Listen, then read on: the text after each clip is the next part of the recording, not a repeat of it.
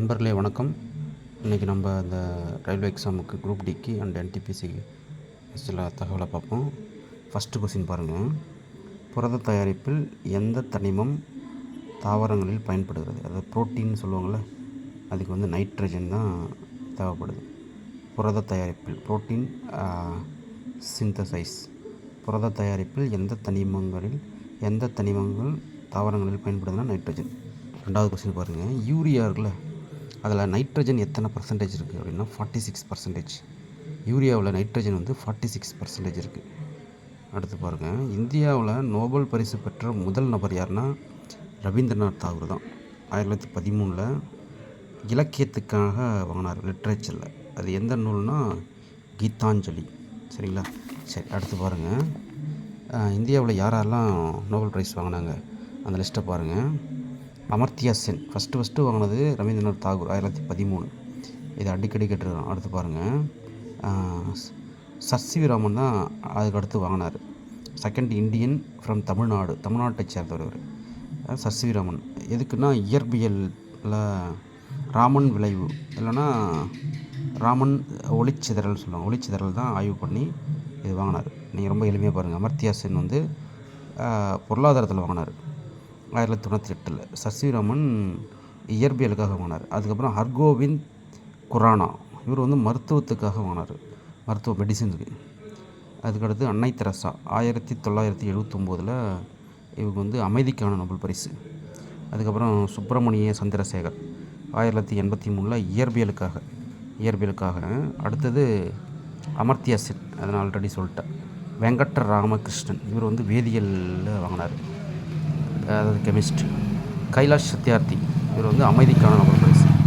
அதுக்கப்புறம் பார்த்திங்கன்னா அபிஜித் பானர்ஜி 2019 பொருளாதாரத்துக்காக வாங்கினார். பாருங்கள், ரொம்ப முக்கியம். நோபல் ப்ரைஸ் இந்தியாவில் ஃபஸ்ட்டு வாங்கினது ரவீந்திரநாத் தாகூர். கீதாஞ்சலி என்ற நூலுக்காக. இதே பரீட்சையில் கேட்பாங்க. கீதாஞ்சலி என்ற நூலை எழுதினது ரவீந்திரநாத் தாகூர். அடுத்த கேள்வி பாருங்கள். அடுத்த கேள்வி என்னென்னா, இந்தியாவில் அதிகமாக பாக்சைட்டை உற்பத்தி செய்யும் மாநிலம். இந்தியாவில் அதிகமாக பாக்சைட்டை உற்பத்தி செய்யும் மாநிலம். பாக்சைட் அலுமினியத்தோட தாது, ஓர் ஆஃப் அலுமினியம். ஒடிசா தான். நேற்று பார்த்தோம். இந்தியாவில் எந்த மாநிலத்தில் நிலக்கரி அதிகமாக உற்பத்தி பண்ணுறாங்கன்னா நேற்று பார்த்தோம், ஜார்க்கண்ட். இன்றைக்கி பாருங்கள். இந்தியாவில் எந்த மாநிலம் அதிகமாக பாக்சைட்டை உற்பத்தி செய்கிறது அப்படின்னா ஒடிசா. இது பாருங்க, ஒரு அப்ரிவேஷன் யூஆர்எல்ன்ற ஒரு சுருக்கெழுத்து குறியீட்டுக்கு என்ன அது விரிவாக்கனா யூனிஃபார்ம் ரிசோர்ஸ் லொக்கேட்டர். அடுத்து பாருங்கள். அறிவியல் பெயர். வீட்டு இருக்குல்ல, அதுக்கு மஸ்கா டொமஸ்டிக்கா. இது அடிக்கடி கேட்டுறாங்க. மஸ்கா டொமஸ்டிக்கா. இன்னும் உங்களுக்கு அடுத்து ரொம்ப எளிமையாக தெரிஞ்சது, மனிதனுடைய அறிவியல் பெயர் ஹோமோசாப்பியன். அடுத்த கேள்வி பாருங்கள். ராஜ்யசபாவின் முதல் சேர்மன்.